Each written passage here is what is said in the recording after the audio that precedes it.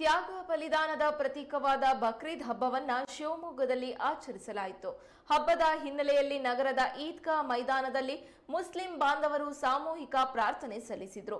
Islamic ಕ್ಯಾಲೆಂಡರ್ನ 12ನೇ ತಿಂಗಳು ಜಿಲ್ ಹಿಜಾದಲ್ಲಿ ಈದ್ ಉಲ್ ಅಜಹಾ ಹಬ್ಬವನ್ನ ಆಚರಿಸಲಾಗುತ್ತೆ. Muslim ಸಮುದಾಯದವರಿಗೆ ಇದು ವಿಶೇಷವಾದ ದಿನ.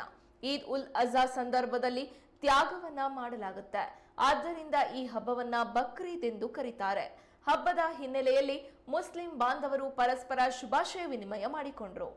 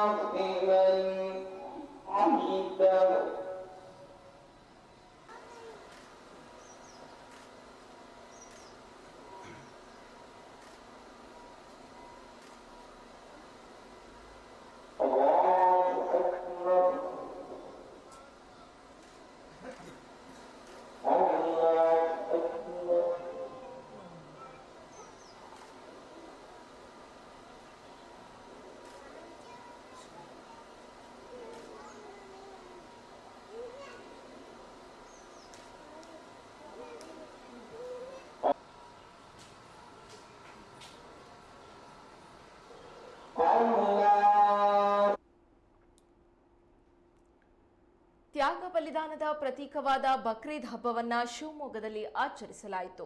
ಹಬ್ಬದ ಹಿನ್ನೆಲೆಯಲ್ಲಿ ನಗರದ ಈದ್ಗಾ ಮೈದಾನದಲ್ಲಿ ಮುಸ್ಲಿಂ ಬಾಂಧವರು ಸಾಮೂಹಿಕ ಪ್ರಾರ್ಥನೆ ಸಲ್ಲಿಸಿದರು. ಇಸ್ಲಾಮಿಕ್ ಕ್ಯಾಲೆಂಡರ್ನ 12ನೇ ತಿಂಗಳು ಜಿಲ್ ಹಿಜ್ಜಾದಲ್ಲಿ ಈದ್ ಉಲ್ ಅಜಹಾ ಹಬ್ಬವನ್ನ ಆಚರಿಸಲಾಗುತ್ತೆ. ಮುಸ್ಲಿಂ ಸಮುದಾಯದವರಿಗೆ ಇದು ವಿಶೇಷವಾದಂತಹ ದಿನ. ಈದ್ ಉಲ್ ಅಜಾ ಸಂದರ್ಭದಲ್ಲಿ ತ್ಯಾಗವನ್ನ ಮಾಡಲಾಗುತ್ತೆ. ಆದ್ದರಿಂದ ಈ ಹಬ್ಬವನ್ನ ಬಕ್ರೀದ್ ಅಂತ ಕರೀತಾರೆ.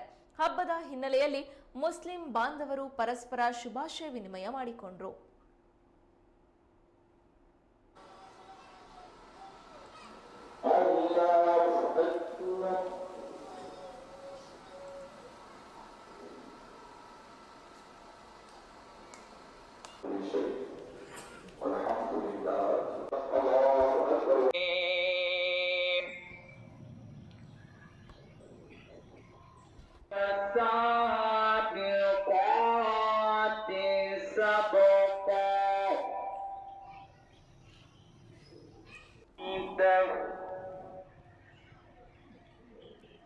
الله أكبر.